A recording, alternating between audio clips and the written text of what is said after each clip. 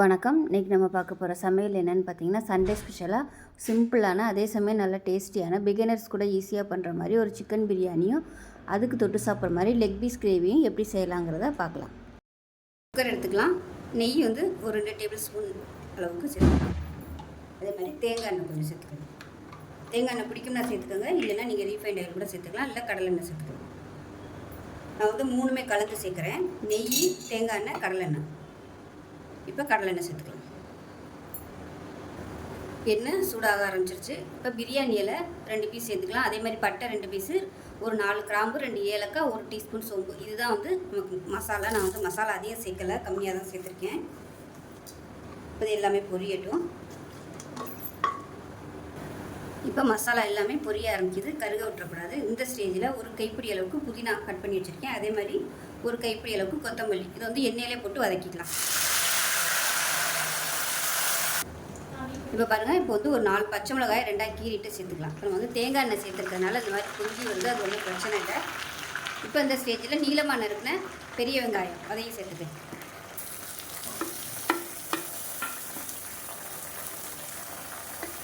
தேங்காய் எண்ணெய் வந்து பிடிக்கும்னா சேர்த்துக்கோங்க, ஆனால் அது ஃப்ளேவர் வந்து தெரியாது, டேஸ்ட்டு நல்லாயிருக்கும்.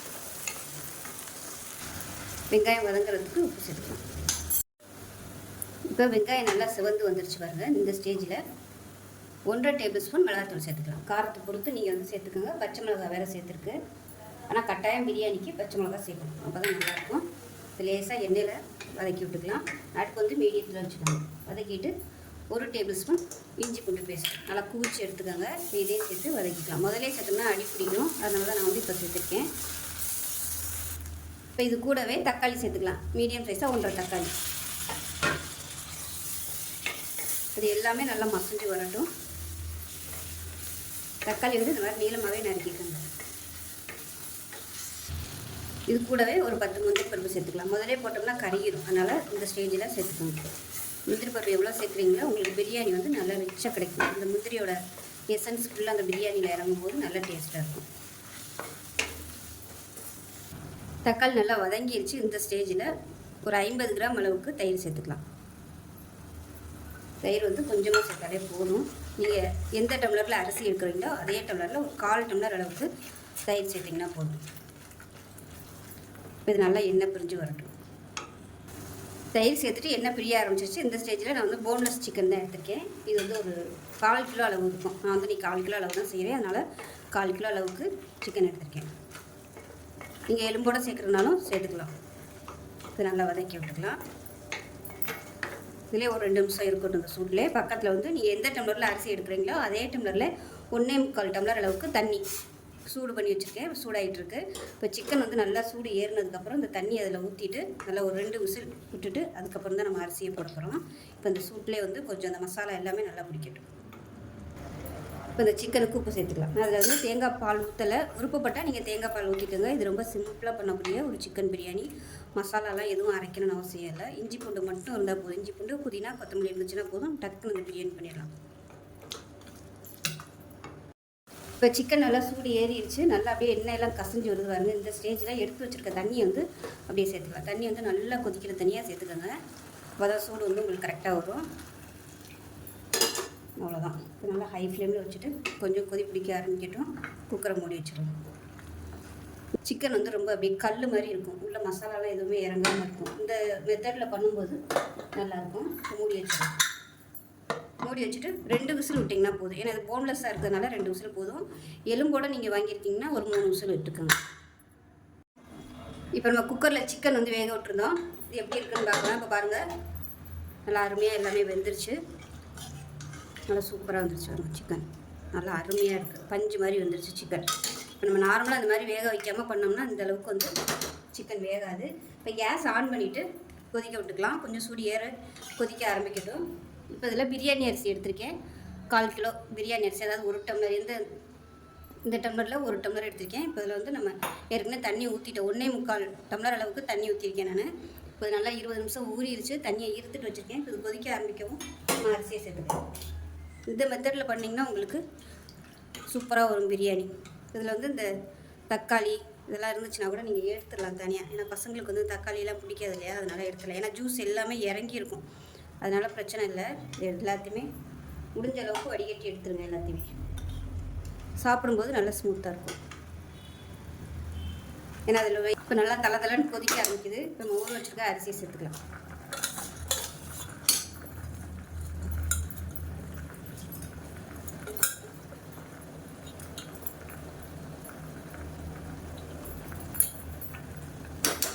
சேர்த்துட்டு கலந்து விட்ருங்க. கலந்து விட்டுட்டு லெமன் ஜூஸ் வந்து புழிஞ்சு விட்டுக்கலாம். உப்பெல்லாம் கரெக்டாக இருக்கான்னு பார்த்துக்கோங்க. உப்பு கம்மியாக இருக்குது, உப்பு சேர்த்துக்கலாம்.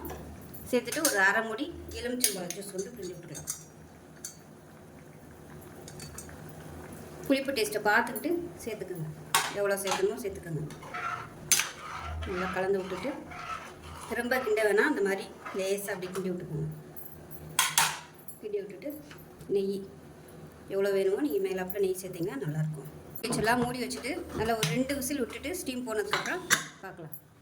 இப்போ நம்ம பிரியாணி எப்படி இருக்குன்னு பார்க்கலாம். பாருங்கள், சூப்பராக வந்துருச்சு. இப்போ கீழேருந்து மேலே வரைக்கும் நல்லா அப்படியே பரட்டி விட்டுக்கலாம். பாருங்கள், கொஞ்சம் கூட அடி பிடிக்கல. அதே சமயம் ரொம்பவும் ட்ரையாக இல்லை, நல்லா சூப்பராக வந்துருக்கு. மசாலா எல்லாமே கீழே இருப்பதுனால ஒரு தடவை நல்லா கலந்து விட்டுருணும். பாருங்கள், அடியில் உள்ளதெல்லாம் மசாலா இருக்குது, மேலாப்பில் அப்படியே ட்ரையாக இருக்குது. அவ்வளோதான், அருமையான சிக்கன் பிரியாணி ரொம்ப சிம்பிளாக ரெடி ஆகிடுச்சு. புதுசாக பழகுறவங்க கூட இந்த மெத்தடில் பண்ணிங்கன்னா நல்லா சூப்பராக வரும். ஸோ இதே மாதிரியே செஞ்சு பாருங்கள். செஞ்சு பார்த்துட்டு எப்படி வந்துச்சுங்கிறத சொல்லுங்கள். இப்போ குக்கர் எடுத்துக்கலாம். லெக் பீஸ் கிரேவி வந்து குக்கரில் தான் வைக்க போகிறேன், அதனால் குக்கர் எடுத்திருக்கேன். ஏன்னா கடாயில் பண்ணோம்னா லெக் பீஸ் வேகிறதுக்கு நேரம் ஆகும். அதனால் குக்கரில் செஞ்சோம்னா நல்லாயிருக்கும். இப்போ தேவையான அளவுக்கு எண்ணெய் விட்டுக்கலாம். எண்ணெய் சூடாகிடுச்சு. 1 டீஸ்பூன் சோம்பு சேர்த்துக்கலாம். அது கூடவே கருவேப்பிலையில் சேர்த்துக்கலாம். ஏன்னா நம்ம கிரேவியாக பண்ணுறதுனால நான் வந்து கரம் மசாலா யூஸ் பண்ணுறேன். ஸ்பைசஸ் எதுவுமே நான் சேர்க்கல. கருவேப்பிலையில் சேர்த்துக்கலாம். இப்போ இதில் பொடியாக நறுக்கில் வெங்காயம் சேர்த்துக்கலாம்.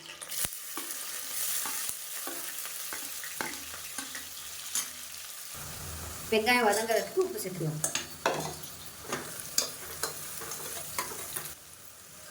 இப்போ வெங்காயம் கொஞ்சம் நல்லா கோல்டன் கலரில் வதங்கட்டும். இதில் பார்த்தீங்கன்னா முந்திரி பருப்பு ஒரு 10, சின்ன வெங்காயம் ஒரு 10, இஞ்சி பூண்டு பேஸ்ட்டு நான் வந்து பேஸ்ட்டாகவே இதில் போட்டு அரைச்சிட்டேன். உங்கள்கிட்ட பேஸ்ட் இல்லைன்னா ஒரு 5 பல் பூண்டு, ஒரு 2 துண்டு இஞ்சி சேர்த்துக்கோங்க. இது எல்லாத்தையுமே நல்லா நைஸாக அரைச்சி வச்சுருக்கேன். இப்போ சேர்த்துக்கலாம்.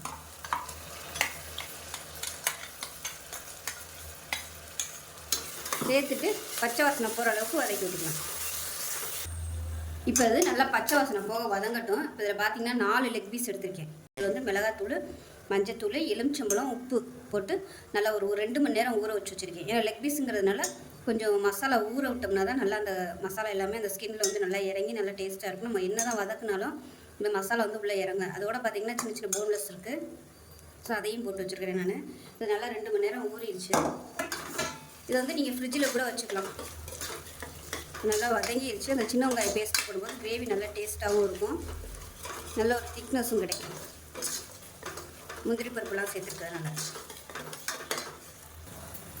இப்போ மசாலா வதங்கிட்டு இருக்கு. இதில் வந்து 2 டேபிள் ஸ்பூன் தனியாத்தூள், 3 டேபிள் ஸ்பூன் மிளகாத்தூள். மிளகாத்தூள் வந்து கொஞ்சம் காரம் அதிகமாக இருந்தால் தான் நல்லாயிருக்கும். அதே மாதிரி 1 டேபிள் ஸ்பூன் சிக்கன் மசாலா தூள் இதை சேர்த்துக்கலாம். நான் வந்து மஞ்சத்தூள் கழுவையில் நான் போட்டிருக்கேன். அதே சமயம் ஊற வைக்கையிலையும் சிக்கனில் மஞ்சத்தூள் போட்டதுனால நான் இதில் வந்து மஞ்சத்தூள் சேர்க்கல. அதை லேசாக பரட்டி விட்டுக்கலாம்.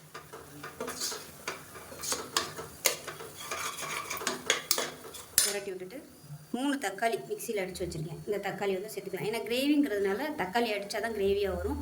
இல்லைன்னா உங்களுக்கு அந்த அளவுக்கு நல்லா இருக்காது. திப்பியாக அந்த தக்காளி இருந்துச்சுன்னா கிரேவி நல்லா இருக்காது. அதனால் எப்பயுமே இந்த மாதிரி அடிச்சிட்டிங்கன்னா நல்லாயிருக்கும். இப்போ இதையும் சேர்த்துட்டு எண்ணெய் பிரிஞ்சு வரணும். இப்போ தக்காளி நல்லா வதங்கி தொக்கு மாதிரி வந்துருச்சு பாருங்கள். இந்த அளவுக்கு நல்லா வதக்கணும். அப்போ தான் உங்களுக்கு கிரேவி நல்லா டேஸ்ட்டாக இருக்கும். வதக்குறது தான் ரொம்ப.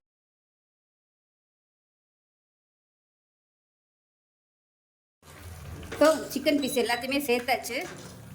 இதை நல்லா பரட்டி விட்டுக்கலாம். ஏன்னா உப்பு எல்லாமே நம்ம அதில் போட்டு தான் பரட்டி வச்சுருக்கேன். அதனால் கொஞ்சம் சூடு ஏறட்டும். நல்லா அந்த மசாலா கோட் ஆகிற மாதிரி நல்லா பரட்டி விட்டுடலாம். பரட்டி விட்டுட்டு அப்படியே மூடி வச்சிடலாம். கொஞ்சம் சூடு ஏறட்டும். இப்போ கிரேவி எப்படி இருக்குன்னு பார்க்கலாம். இப்போ பாருங்கள், நல்லா ஓரளவுக்கு வெந்து தண்ணியெல்லாம் விட ஆரம்பிச்சிருச்சு பாருங்கள். இந்த ஸ்டேஜ் வரைக்கும் வதக்கி விட்டுக்கணும். அதாவது நல்லா சிம்மிலே வச்சுருங்க. அப்போ தான் உங்களுக்கு நல்லாயிருக்கும். இப்போ இது வந்து சிக்கன் இன்னும் வேகலை. இப்போ இந்த ஸ்டேஜில் கிரேவி தகுந்த மாதிரி நம்ம தண்ணி சேர்த்துக்கலாம்.